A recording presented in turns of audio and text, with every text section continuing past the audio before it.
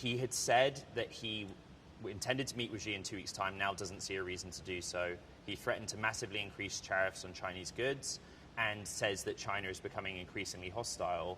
When you and I met in January, you opened our entire conversation with a forecast on where you felt the relationship between US and China was going. Yep. Were you right? Yeah, I think so. I mean, the reality is that our interests are relatively divergent at this point, and that's particularly true when it comes to semiconductors, when it comes to Taiwan. And so Trump, I think what he's doing right now is he's playing the art of the deal. He's trying to get the best deal that he can, and I understand that he has to manage this reality that right now we are kind of dependent on China for a lot of things. But I think what we talked about last time is this is why we need to reindustrialize. This is why we need to have our own rare earth supplies. This is why we need to be able to make our own chips and our own computers and our own products downstream, because it takes away leverage from China. They do have a lot of leverage right now, and so it's very hard to make deals with them.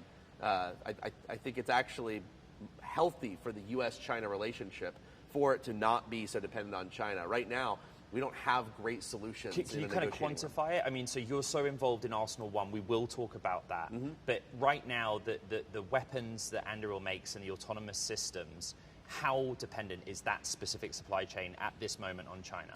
Anduril's done a uniquely good job of getting away from China versus not just other defense companies, but also compared to most American companies in general. Remember that we are sanctioned by China. Remember that our executives are personally sanctioned by China. And so we have, we're not doing this for leverage or negotiating reasons. We have to get off of Chinese supply chain, and not just things that are literally made in China, but even things that are dependent on China. So if it's dependent on Chinese precursor chemicals or Chinese equipment or machinery or processing, we have to make very aggressive moves to stay away from that and keep a U.S. and allied supply chain to the absolute greatest extent possible. So I would say Anduril's not even really what I'm concerned about. It's the broader economy and maybe some other defense companies. If you could believe it, there's lots of U.S. defense companies that haven't been sanctioned by China.